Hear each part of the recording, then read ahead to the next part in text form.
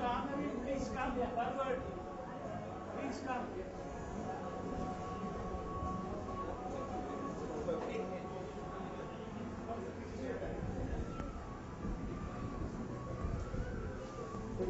Mic use.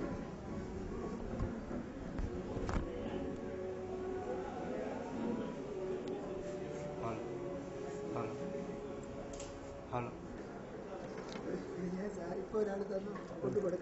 ശരി ശരി ശരി ശരി ശരി ശരി ശരി Say namaste. Let's all sit down. Okay, Murthy. Okay, Kashi.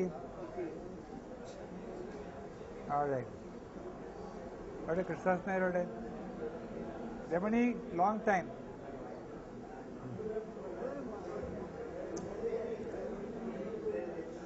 Mona.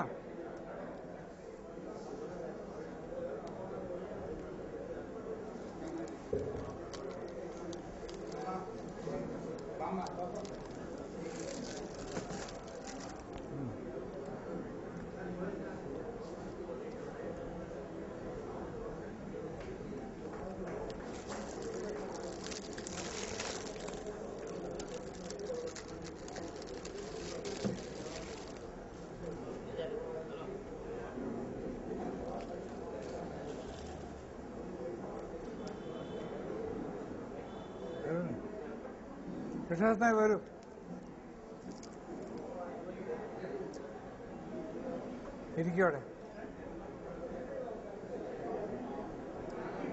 Where's Rajan? Rajan get Chalnamai. Rajan. Since Swamiji is delayed, we'll start the program. He'll be here in a half an hour's time, I'm told. And therefore we ask your forgiveness for the delay in starting the function because Swamiji has been delayed for some reason or other. So we start off. Where is Govarshan? We start off.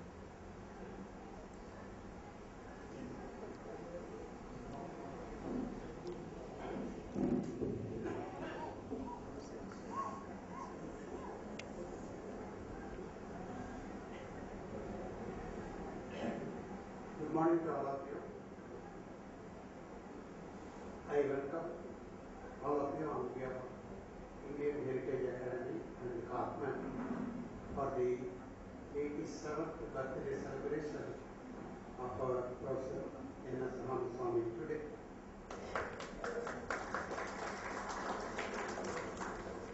To start the program, I request Srimati Kalyani Murthy for rendering an invocation song on heritage and culture. Mrs. Kalyani Murthy, please. ज़्यादा हो गया.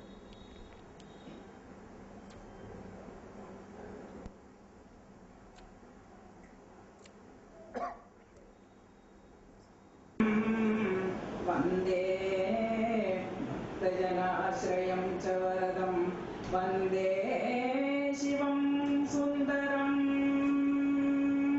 सत्यं शिवं सुन्दरं सत्यं ज्ञानम् अनन्तं शिवं नित्यमङ्गलकरं सुन्दरं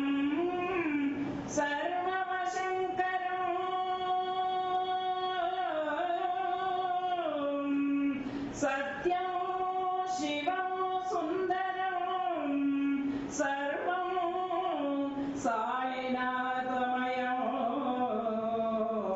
सर्वं साईनाथमयं सर्वं साईनाथमयम्.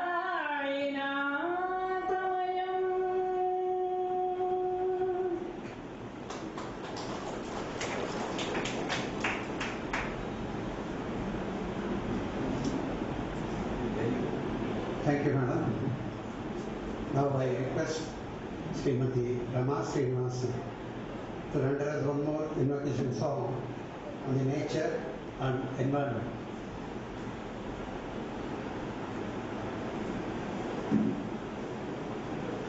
will be singing a Surdas Hindi bhajan, which uses the trees as a metaphor to appreciate service, which I think my father-in-law is a living example of.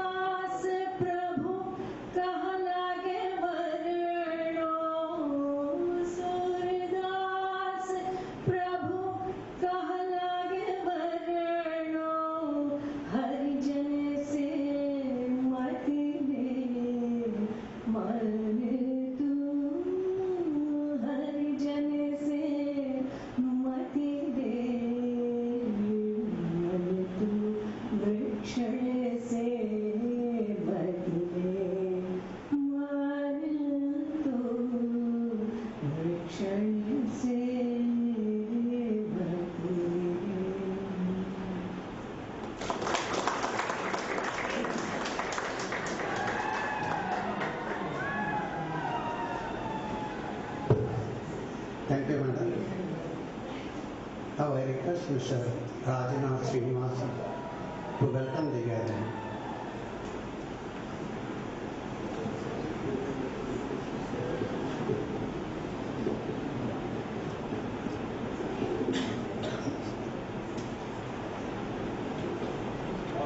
On behalf of two causes which my father is very fond of ancient wisdom and our glorious heritage.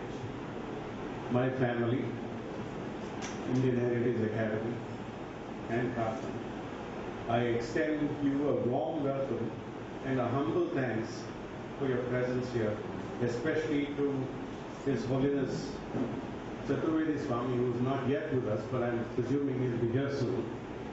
Sri Venkat Reddy, former chairman of Chamundeshwari Sugar Mills, and Sri M.V. Rajashekaran, former union minister.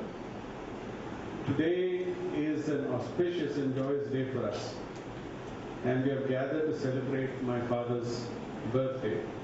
We are indeed fortunate to have so many well-wishers present to bless my father for a healthy, energetic, and long life so that they can fulfill as many noble goals and causes. As a member of his family, we are indeed very proud of him. I am reminded of a quote that my wife came across and suggested I use on this occasion. A quote which describes successful living which he has done so well. Here is the quote. Most of us serve our ideals by fits and starts. The person who makes a success of living is the one who sees his goals steadily and aims for it unswervingly. That is dedication. I am sure everyone here will agree that Professor's dedication to service for society, even at this age, is, to use a modern word, awesome. It gives me great pleasure as a member of the family to welcome each and every one of you. Thank you.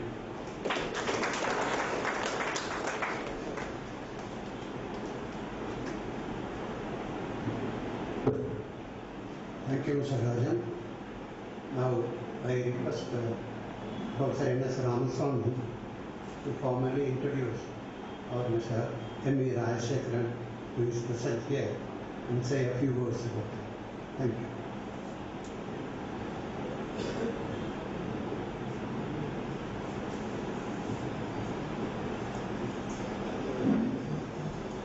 My own invocation, Tacchanyora Branimahe, Gadum Netnaya, Gadum Netnapade, Devi Swastirastuna, Swastir Manushebhya, Urdhvam Jigadu Veshajan, Shanno Astu Divate, Shan Chatushpade. Which only means that the whole world be happy, man, animal, and nature, and whatever we do will be yajna or yaga in the service of man, animal, and nature. It's a great privilege, pleasure, happiness to introduce our chief guest of honor, Sri Rajashekar-ji. We have known each other for the last 40 years. We have been in the student movement together. I was in Madras, he was here. More than all that, he is our friend, well-wisher, benefactor, and who's been standing with us from the very beginning of our Cartman Society. He's been a member of the Cartman Society. Among the politicians in India, there are hardly a dozen people who can be called to be supremely great in terms of their attitude, values, ethics, morals, helpfulness, cheerfulness, friendliness, and humility. He is a symbol of humility, if you can think of in India, which is very rare among the political class in our country. And every occasion, we had a program here. Rajashekaran-ji always comes here and gives me the strength. My strength in Bangalore has been essentially derived from people like him, Rajashekar-ji. Therefore, we all know he was a union minister, he was a union member of the Rajya Sabha, he has been an MLA, he has been an MP, he has been an MLC, and he has held many, many positions. Any program in Bangalore or anywhere in better parts of India, Rajashekar-ji is always there, and I am so happy that he took time off and is prepared to come and spend time for a small man like me. So I invite him to give a few words. Since the Swamiji come to speak to us for a few minutes, and also if he likes to say something about Cartman, of which he knows a great deal. He knows a great deal about Indian Heritage Academy and also the country's progress. Thank you.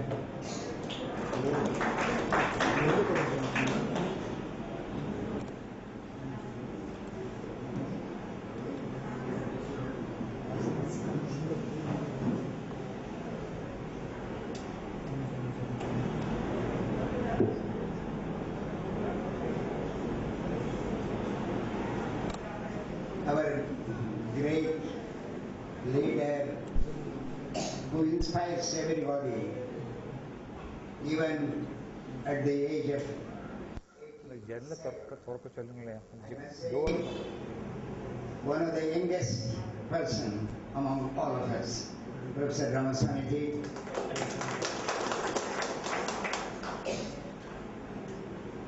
All the friends who are present here to be associated with this great event. My another very dear friend, Sri Venkat Reddy Garu, Gopal Krishna ji, all the members of the family of Professor Ramaswamiji, Mrs. Ramaswamiji, distinguished invitees, brothers and sisters. I feel I am greatly honored and privileged to be associated with this great event. We are all here to celebrate the 87th birthday of a great leader, not only of this region, but I must say of the entire country. As it has been said, I happen to know him for the last 40 years, very intimately. He is one of the most dynamic person, a great patriot, a person who feels every minute and every second about the problems which this great country is facing and how he could find solutions and share his perception in finding the solutions for the great problems of this great country. When he came down to Bangalore, shifted from his area of work from Bombay to Bangalore to establish the Indian Institute of Management, he faced innumerable problems. I know his great friend, who was very close at that time to Mrs. Indira Gandhi. Probably every one of you know him, Ms. Rajni Patel. Ms. Rajni Patel had so much of respect to this great leader because he was the person who built up one of the unique institutions in Bombay when he was there, providing needed support to the industrial development. Afterwards, when he shifted to Bangalore, he built one of the most unique institutions, the Indian Institute of Management, and made its visibility not only in India, but also at the international level. I have been always marveled to see his intellect, his dedication, his commitment for country's development. You name any sector in India, whether it is infrastructure development, whether the planning, whether in the area of education, in the area of training, his sharp intellect marvels all of us who ever come across him. You know, I am also now 84 and reaching 85 in September. But one of the reasons why I keep active, whenever I meet Ramaswamiji, I get inspired. I become more younger. Though I am now 84, I feel as though I am 24 years when I see Professor Ramaswamiji. It is very unfortunate that country has not given the position he desires. A man with sharp intellect, a man with so much of dedication, a man who has got the insights to many problems this country is facing. When I was in the center working under the present Prime Minister, as the Minister for State for Planning, I tried my best to utilize his services. In fact, I must share this secret. He is so close to the present Prime Minister, but yet he is so far away because of the various things sometimes happening in this country. What I feel personally, the negative attitude of some of our people, both in the academic line as well as in the public life, who prevents the people of eminence of Professor Ramaswamiji getting into the higher and higher position. But I must say, he has been able to win the hearts of the people. He has been able to win the hearts of the academic people. And today, the monument which stands here in Bangalore city in the center, the Indian Institute of Management, is because of his hard work. I'm sorry, the present committee of the Indian Institute of Management, they should have taken the lead to celebrate this 87th birthday of Professor Ramaswamiji. When you enter the portals of the Indian Institute of Management in Bangalore, you look at the architecture, the buildings which have come up there. Nowhere in India you would see Ramaswamiji has spent day and night going around many countries and trying to find out which architecture will suit when he develops the campus of the Indian Institute of Management. So when you enter the portals of the Indian Institute of Management today in Bangalore, at every inch you would see the impressions of Professor Ramaswamiji. In fact, I have been telling some of the management committee members, Professor Ramaswamiji statue has to be put in front when we enter. It is his dream which has been realized. If today the Indian Institute of Management has been able to have the visibility at the national level and the international level, the credit should go to Professor Ramaswamiji. Let me tell you. Today, I feel greatly honored to be associated with Great Fund. I pray to God that he should complete a century and inspire not only the old man like me, the younger generation. In fact, the gentleman who came to bring me to this place today morning, Mr. Ganesh, I was telling him, India is one of the youngest countries in the world. Out of 120 crore of people, 70 crore of people are below 32 years of age. If you take that, then 50% of them are below 25 years. I appeal to the younger generation to get inspired by the ideals which have been set by Professor Ramaswamiji in this country. What a great man he is.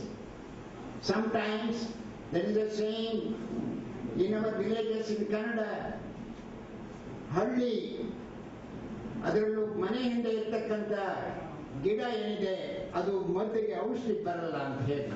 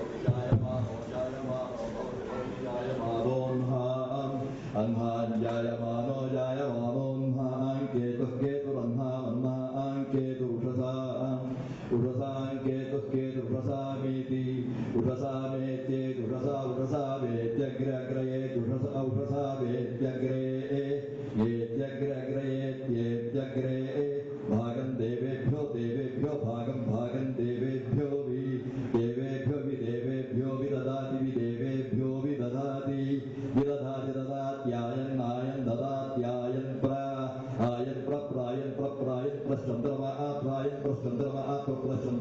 स्थिरति चन्द्रमा स्थिरति दीर्घं तिरति दीर्घमायुः श्रेयो वसेयाय सम्भूतं चित्रकेतुप्रभादाभान् सम्भान् ज्योतिष्माकुस्तेजस्वानादपकुस्तपन्नभितपन् रोचनो रोचमानशोभनशोभमानः कल्याणः.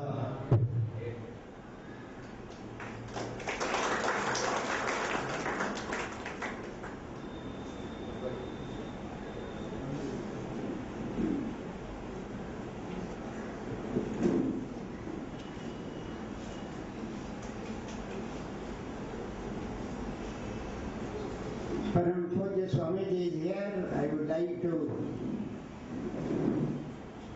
pray at his holy feet and submit myself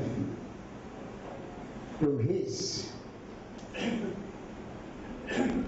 First time I'm meeting Swamiji, I've heard so much about him. So every one of us is very eager to hear Swamiji's blessings. So I do not want to take much time, but I only say, as I was telling, Kannadadalli hittil gida maddilla anತಾರೆ. Today Ram Swamiji has become like that. A man with so much of sharp intellect, a person who has made India's presence felt at the global level. Take for example, many industrial development which has taken place in India, his contribution you find everywhere. Again today, if the developed countries are making their progress, the contribution of the experts who have been able to go out of the Indian Institute of Management, they are playing great role. You take the United States of America, you take Canada, you take UK, you take Germany, you find the students of the Indian Institute of Management who have passed out of these portals have been able to contribute to the development of those countries.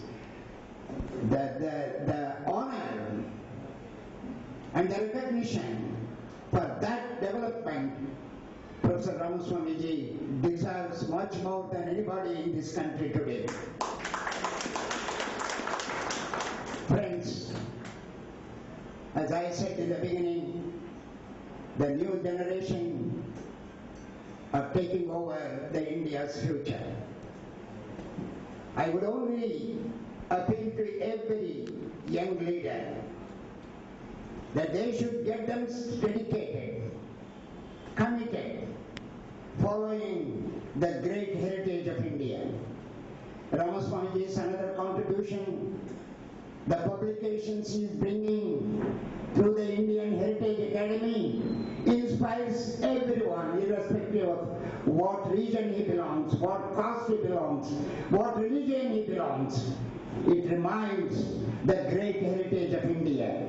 If you go through the writings, if you go through the various monthly publications which have been publishing under his great inspiring leadership, ably assisted by Ambani's, the country's heritage is being brought to the minds of every Indian, and especially I would request the younger generation to go through the publication and see what great heritage of this great country has.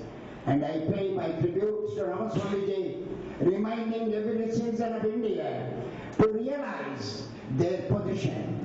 India is always led by knowledge, and Ramaswamiji is today leading every one of us by his knowledge, bringing and reminding the great heritage India has got. I take this opportunity to join every one of you who are present here and wish him that he should complete a century and continue to guide all of us and inspire inspired every one of us. With these words, I would like to thank you for the opportunity which you have given to me to share my thoughts. Thank you indeed very much.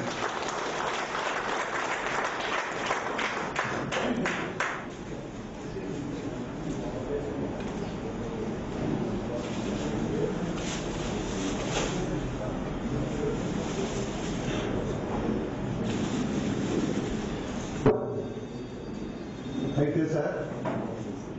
Thanks for the piece of advice given to all of us to get inspired more and more by Professor N.S. Ramaswamy's activities, which we have been seeing for years to years. There was a saying sometime back, when somebody met an old man, someone asked him, "How old are you?" The reply was, "I am 60 with 74 years experience." That means he was 90. I think this is what we should follow naturally whenever we see personalities like Professor Ramaswamy. Now I request Professor Ramaswamy to come to the stage and introduce more appropriately our respected Swami. Thank you, sir.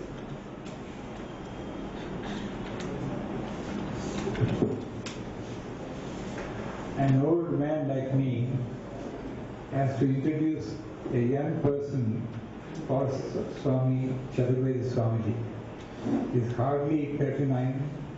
I have been attending most of his birthday celebrations, where thousands gather from all parts of India to pay tribute to him.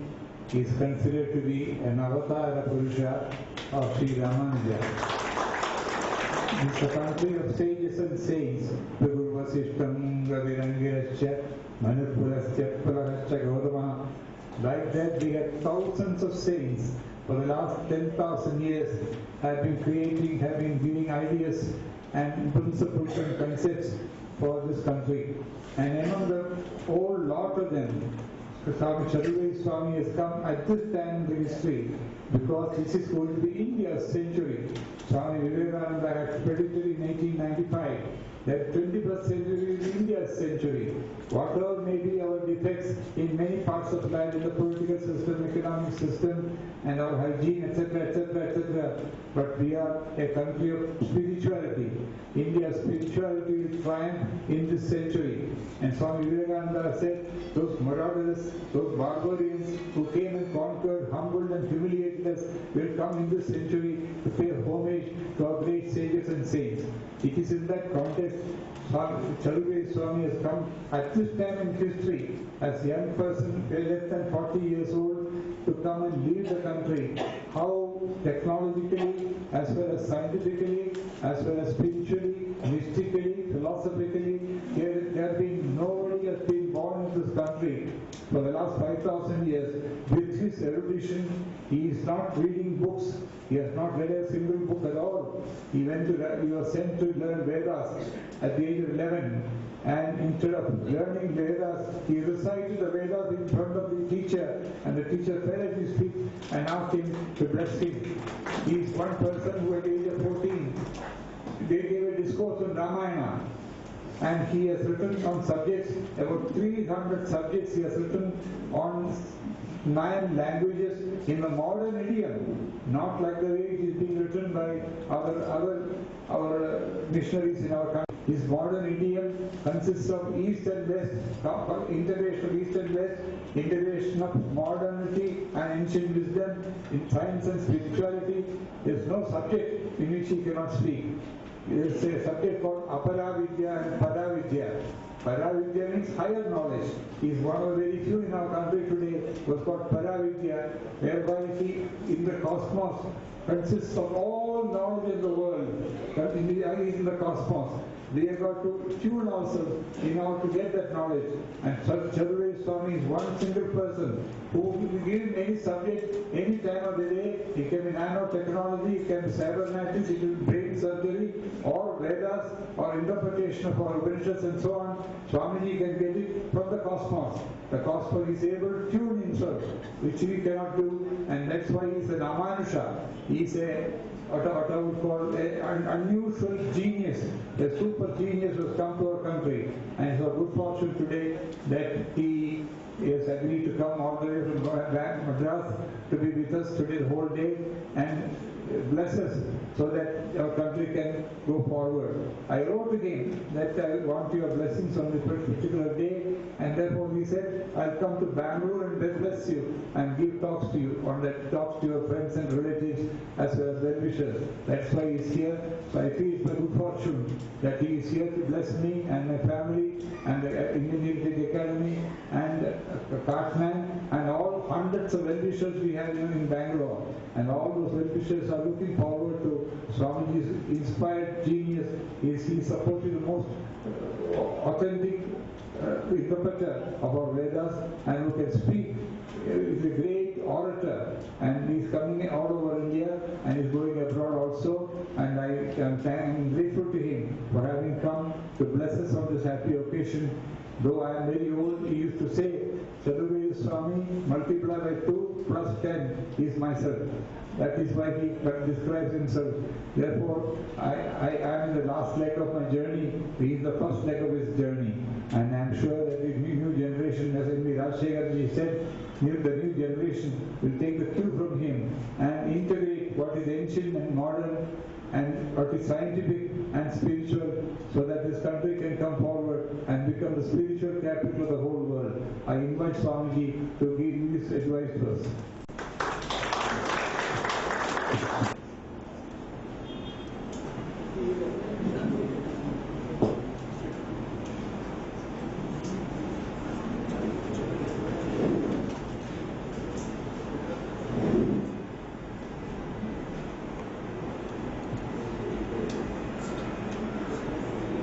Srimate Ramanujan.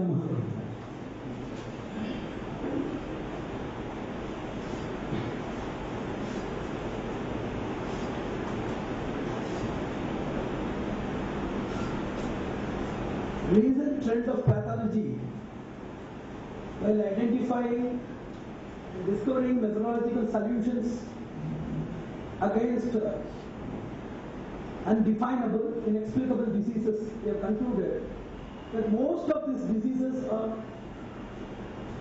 emanated from genetical errors. While coming to conclusion regarding most of the disorders of human body, its behavior and exhibition, they have concluded that many of these things are outputs of genetic errors. So this is where the Shastras or our traditional scriptures, they stand for the uniqueness that they are capable of identifying the foundation errors and rectifying. If there is a specialty in modern technology which we will accept, we will incorporate, that should be a hybrid mixture of tradition and modernity in the respective proportion, in the respective dimension, to create peace, harmony and tranquility in the society. But certainly, we should understand the innate nature of our culture in finding about two things. One is ontology, second is teleology. What is ontology? What is the foundation? And what is the foundation structure, and how to understand the functional hierarchy of an element from its atomic nature. Second thing is teleology. You are getting some purpose, some benefit. Is it a benefit that is in a disguise of benefit, but really that is going to be a burden, or going to be a curse in future? That which is going to be a very great peril that has come in the form of pleasure, that we have to understand the deceptive nature of all of the products which we are getting now. So even if we get the products, are they culminated, conservative, realistic in nature? Even if we get some benefits, are they immediate benefits, interim benefits, or remote benefits, or ultimate benefits? So benefits analysis and foundation studies are two eyes of Indian wisdom. All the other things can be substituted, that's what I say. All the other things can be substituted by scientific wisdom, logical pursuit, philosophical identification, self-introspection, collective bargaining. All these various tools of knowledge and gadgets of our inner consciousness can be utilized for gaining some sort of knowledge about various other issues.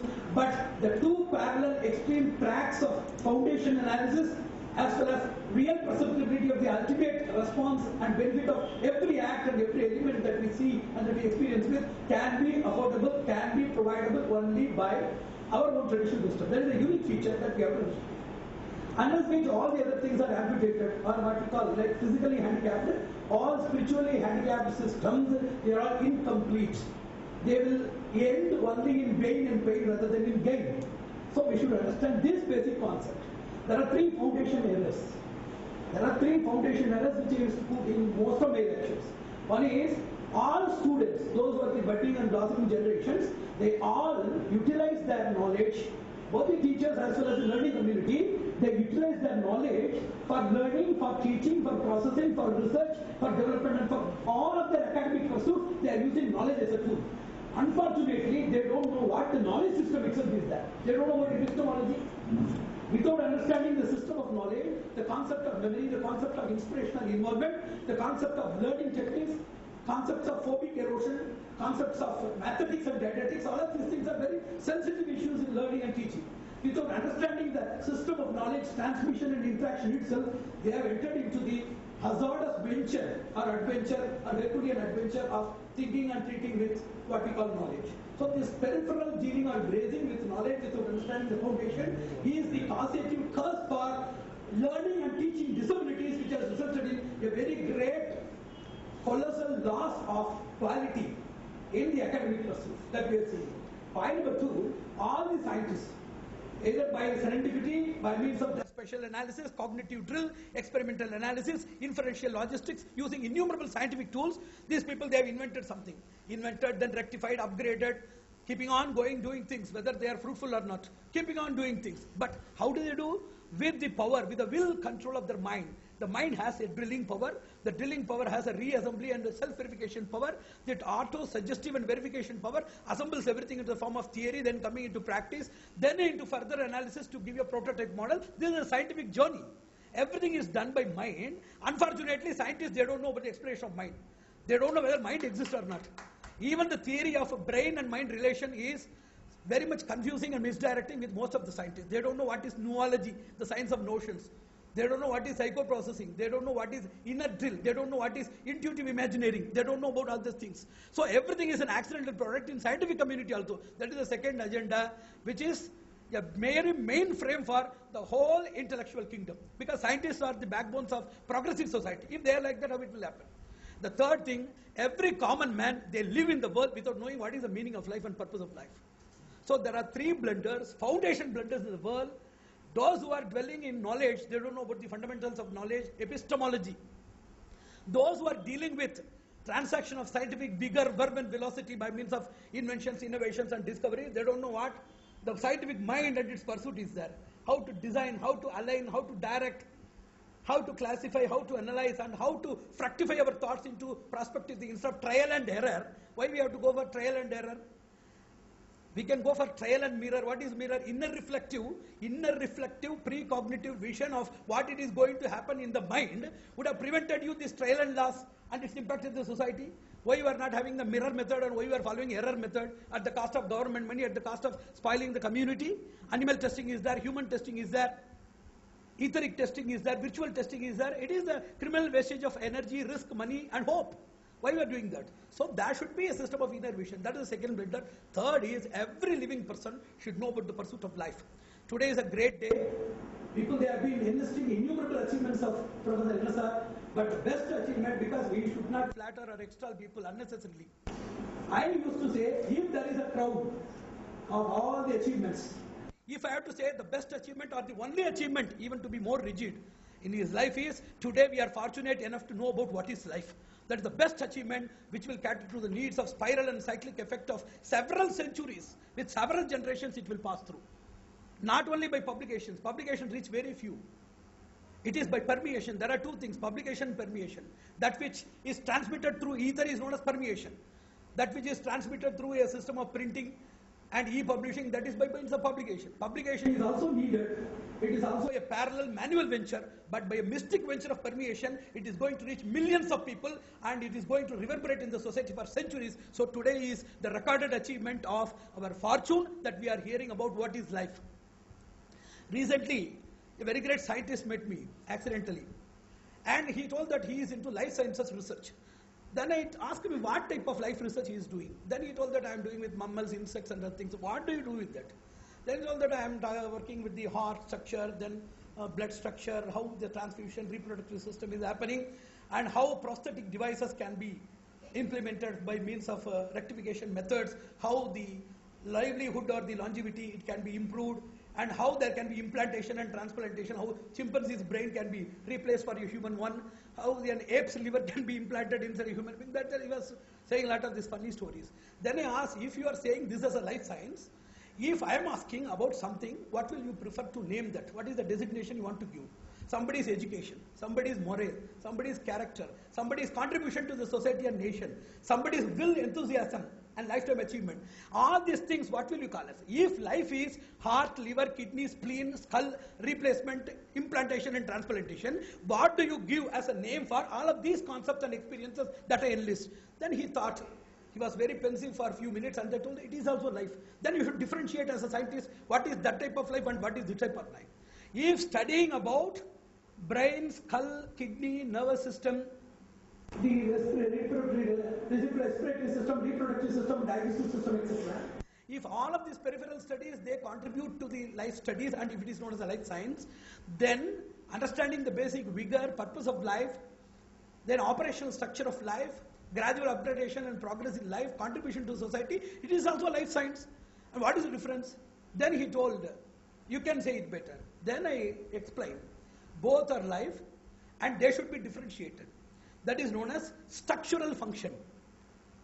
Structural function of a life is everybody's structure, that is his body or this biostatus consists of a lot of organs which work with. We are studying this in physiology and anatomy. That is not life science. Life science has two dimensions. One is the preparatory stage or the basic or fundamental stage. Second is the realistic stage or the functional stage of life. The structural function of life deals with real organs and their parts. It cannot say how long you will live, how far you will reach the target in your life, how far you will be contributing. There are innumerable sections of life. One is a dependent life with your parents. Second is an emotional life with your relatives, friends and well-wishers. Third is your academic pursuit, then professional pursuit, social, cultural, moral, spiritual, innumerable dimensions are there. Which is life? Biology is life science or this is life science? This is real life science. That's what we used to say. Whenever you study about the bodily composition or the basic functioning, that is called as life science because of its courteous usage. The realistic sense, that is known as surrealistic. The realistic sense of life science is studying about, one, the functions of life, functions of exhibitive life, not internal life. There are two processors. One is internal processor, second is external processor. A person is having a brain, that is an internal processor analysis. A neurobiologist can say that the person is having brain and the brain is having defect, etc. But only a life analyst can say that how far the brain is operated, how far it should be operated, how far it is useful, cooked brain, crooked brain, caliber-based brain, compassionate brain, like that innumerable dimensions can be understood only by a real life scientist. So our science, our traditional science is a real life science, and the peripheral understanding of bodily constitution, composition and configuration and their limited inherent or internal functions and their mutual interactions is a very, very limited pseudo-science whenever compared to that of the realistic nature of our life science. So there are two dimensions. One is coming under biology, genetic engineering, cultural anthropology. All of these things are dealing with this type of internals. This external, exhibitive, processed, progressive and expanded or exhaustive level of understanding that life is coming only in our system. So we are coming to the second chapter or advanced study of life science. Whenever you want to put something connected with science, somebody asks how you can scientifically interpret your profession, then we can say that life analyst, advanced life therapist, advanced life scientist, advanced life technocrat, advanced life architect, like that we can have innumerable epithets to put for our grade, for our pride and for our cultural maturity. So this is a day of our pride and fortune that we are understanding about the second dimension of what we call life. And certainly whatever we are going to cultivate in the form of seed now, it is going to become a syllabus. It should become a syllabus. Masters in life management, temple management, hospital management, where you are trying to manage. If you manage life, then all other things are automatic byproducts. They are all just fragmental, departmental and compartmental studies. Then wife management, husband management, driver management, cook management, like that it will be going on increasing. Without having any stuff or qualitative value, there will be quantitative increase in subject. So life management will be the nucleus as well as nourisher or manurer for all management systems that are there and that are progressing, that are being contemplated and that are yet to be imagined. All these things can be covered under our management system. Point number one, whenever we talk about life, life consists of innumerable dimensions. A person was speaking about life. Life is a competition, life is a challenge. He was giving a very great list. And somebody asked me a question. Sir, what is really life? Is it a challenge, or it is a treat, or it is a treatment, or what do you want to say about life? Then I told that there is no standard definition for life. There are two definitions for life. One is a totalitarian or general view, and second is a specific view. Whenever you see an individual person based upon three things: experience. There is a person who has never seen joy in his life. If you ask him what is life, then what will he say? Life is a tragedy. That is his personal experience. We should not be attributed to every person. So there is an experiential status of a person which will say that the person has experienced a particular part or a particular manifested dimension of life by means of which he is interpreting. That is known as experiential definition. Second thing is expectational. What you are expecting to be in your life, what type of ideology you are possessing in life, that you can reflect in your definition. Third thing is your idealistic attunement, what you want to become, what you are working to become. So there are three dimensions: what you have experienced, what you are just dreaming, what you are practically working for. That is pragmatic dimension. So if you think that life is a tragedy by your experience, that is your experiential vision. But in your desire platform, you will be thinking that it should become a joy. That should be a dawn on a day. But that is only a desire dimension. Whenever you are creating a dynamic framework with proper methodology, somebody is sleeping with the doctor for 2 weeks, what benefit he will get? Somebody has taken a house for rent near the hospital, he is living there for 11 months agreement, what benefit he will get? Half an hour of proper testing or diagnosis with the doctor and continuous consumption as per the prescription of the doctor for 1 week only cure the medicine, cure the disease. That will only provide us the medical benefit. Merely proximity with the doctor, intimacy with the doctor, affinity with the doctor, or staying inside a hospital, that accommodation will not give you the benefit. So life, whenever you are merely desirous or ambitious, that will not give you further opportunities for you to promote yourself. I cannot speak, some cell phone is there.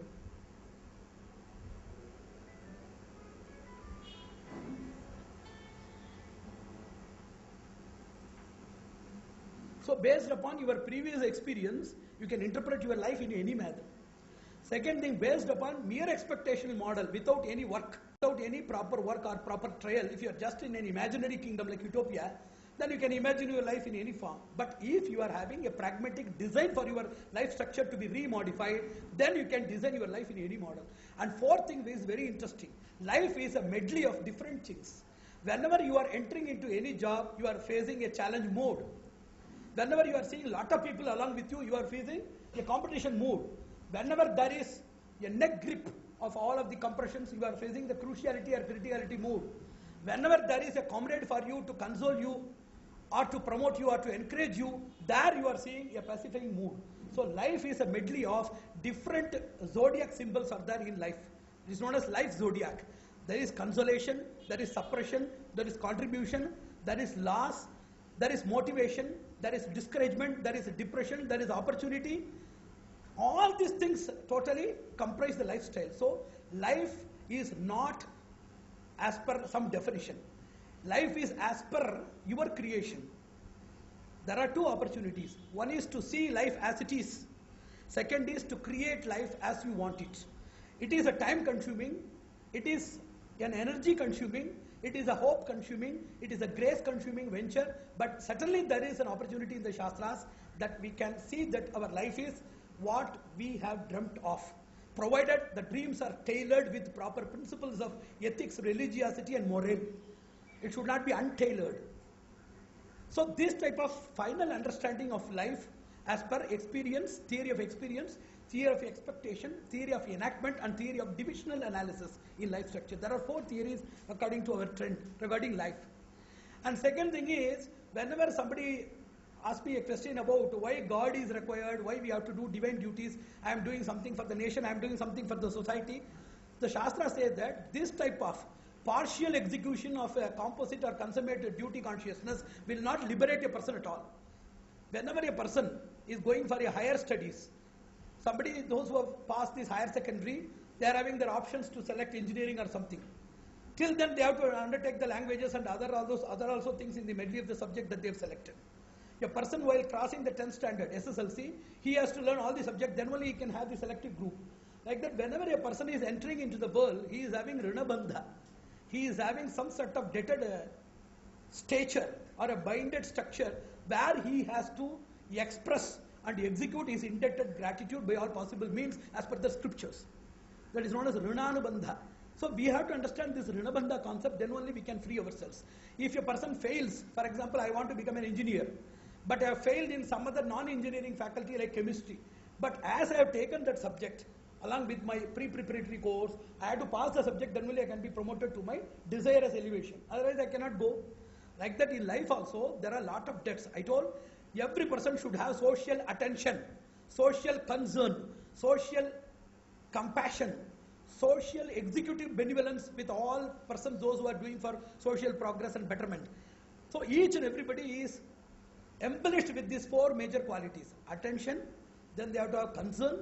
Concern should become something great, exorbitant or excessive or more virulent in the form of compassion.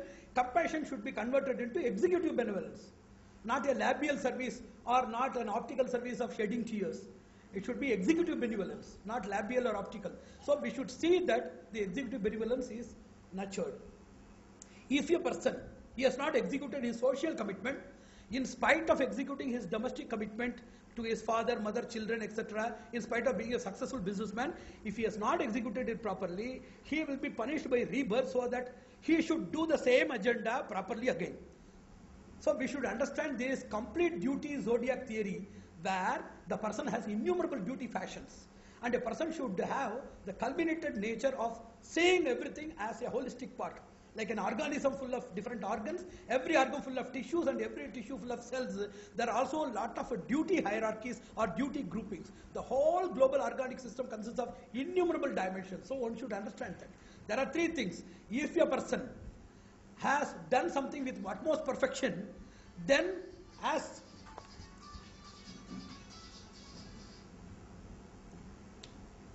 if the person has done something very precisely, as a token of appreciation, he will be given an opportunity to do it better and to make it sustainable. It is known as karma bandha. If you do something perfectly, you will be reborn again here to do the same thing in a better fashion, or to do the same thing in a sustainable way. Number two, if you have done something insufficient or inefficient, you will be given an opportunity to make it sufficient and efficient. If you have erred in your findings and in your action, to rectify yourselves and to face the retaliation of your errors, you have to be born again. So it is an inescapable theory of transmigration on account of a person's insufficiency, inefficiency, intermittence, then the retaliation facing theory, and also even in spite of a person's perfection, to make it more perfect and to make it sustainable. So that's what the Shastra says.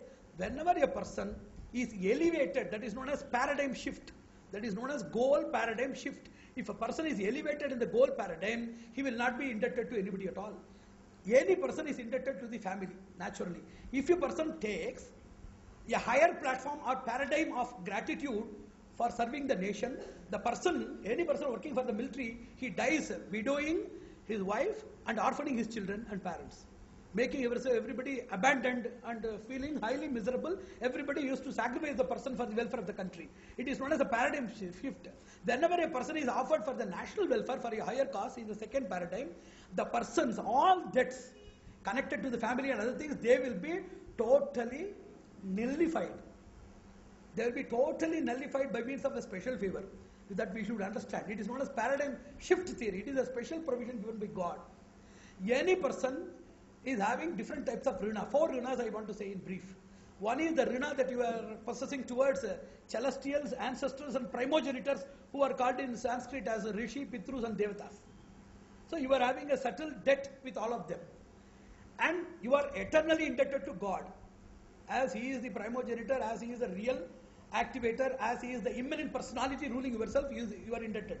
Third is the nation, global and societal wings. Fourth is your limited microcosmic area, that is your family, your professional duty, your street duty, your planning with your village development and other things, etc. They come under micro. So it is micro, super, supra and macro dimensions of a person's debted gratitude. We should understand that whenever a person is asked to do the professional duty and domestic duty, he should do it. Otherwise he will be born again, I have already told. So life is nothing but a debt settlement. Life is nothing but a debt settlement. There are innumerable moves in life. One prime move is debt settlement. Second is realization of our own self and purpose of life. Third is renewal of the divine affinity license. And fourth is identification of your spiritual partner who can build steps for your elevation or liberation. There are innumerable moves or facets of life in which that indebted gratitude is the quintessential study of what we call life. So any person, domestic, professional, all of these debts, they should be provided with all possible opportunities and diligence to complete that. If the person is taking a higher challenge known as the national spirit or the national liberation or a very great social transformation, etc., all the other things will come under subservience and they will not be minded or they will not be further extension of your transmigration. And whenever a person is born for the welfare of a nation, for that also he will get a Uttama Janma or a special birth. That is not also total emancipation of your life. In order to get with that, a person's Rishi, Devata and Pitru Bandha, all these things are very much eternal. They are in the higher level whenever compared to the national and societal. Whenever a person is indebtedly grateful to God, rendering human and unconditional service to God, his votaries, his dependents and his all of creatures by means of giving three liberation. First is liberation from ignorance. That is Mukti, Paramukti, Paramamukti. Liberate everybody from nescience. That is known as Mukti. Liberate everybody from societal ties like racial discrimination, linguistic discrimination, social inequity or injustice. All of these things are, that is also ruling the society. We want liberation from that. That is known as Paramukti. Liberating everybody from the opportunity of taking such a despicable and deplorable body shape by which the person is perennially or perpetually locked into the system of miseries, that is known as Paramamukti. So we should work for that. Any person who is indebted to God, he is automatically having a waiver in all of the other debts. So life is a debt analysis. Life is a transactional analysis or debt analysis where every person's debted state is liberated by means of the person's opportunistic and involved participation in a higher paradigm shift. The third thing is very interesting. It is very, very interesting. Old age and youth. Youth resources are all provided. A lot of people are saying youth is really life. We have to enjoy youth. And old age is meant for just repenting about our mistakes and thinking that we should not be born again. It is not so. Old age is the real life and youth is meant for potential preparation for the real old age. Old age is a real age. There are two processors. One is reverse processor, second is inverse processor. One, you are getting into the old age system. You know that your memory means a lot of cognitive shapes. Numerical memory, personal identification memory, locative memory, scientific memory, logical processing memory, coordination of thought memory, personal reminiscences and retrieval memory, lot of dimensions of memory are there. We think that whenever a person is growing in age, 30, 40, then it will be fading. There will be a reciprocation. It is not so. It is known as inverse engineering. A person who has maintained his youth in a proper way, like a diamond, more, like in homeopathy, more you dilute the mother tincture, its potential is improving. That is the art of homeopathy. What is the specialty of homeopathy? In concentration, we have seen in all chemical substances, concentration intensifies the vigor. But in homeopathy, more you dilute, the vigor is intensified. It is a reverse theory.